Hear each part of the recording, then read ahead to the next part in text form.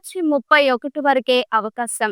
ఆస్తి పన్ను చెల్లింపుదారులకు అలర్ట్. ఎవరైనా కొత్తగా మన ఛానల్ కి వచ్చినట్లయితే వెంటనే మన ఛానల్ ని సబ్స్క్రైబ్ చేయండి. ఇంకా టాపిక్ విషయానికి వస్తే ఏపీ ప్రభుత్వం ఆస్తి పన్ను బకాయిల వసూళ్లను పెంచేందుకు ప్రత్యేక చర్యలు చేపట్టింది. 2024 నుండి 25 ఆర్థిక సంవత్సరానికి సంబంధించి మార్చి 31లోగా పన్ను బకాయిలను చెల్లించిన వారికి 50% వడ్డీ రాయితీ కల్పించనున్నట్లు ప్రకటించింది.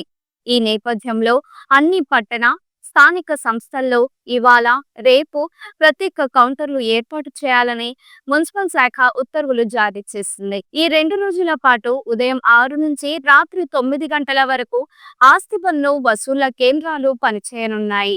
ఇప్పటికే ఈ నిర్ణయానికి ప్రజలు విశేష స్పందన ఇస్తున్నారు.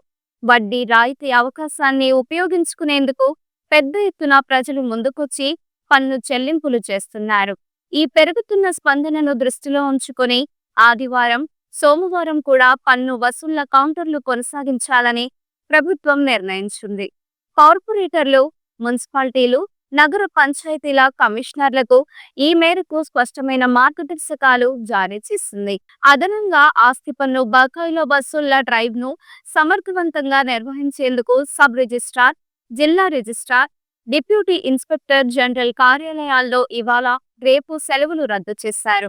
ఉదయం 11 గంటల నుంచి సాయంత్రం 5:30 వరకు కార్యాలయాలు తెరిచేలా ఉత్తర్వులు జారీ చేశారు. ఈ అవకాశం ప్రజలకు మేలు చేసేలా అందరూ తమ ఆస్తి పన్ను బకాయిలను ఒకేసారి చెల్లించి 50% వడ్డీ రాయితీ సదుపాయాన్ని వినియోగించుకోవాలని అధికారులు సూచిస్తున్నారు. ఈ వీడియో మీకు నచ్చినట్లయితే లైక్ చేయండి.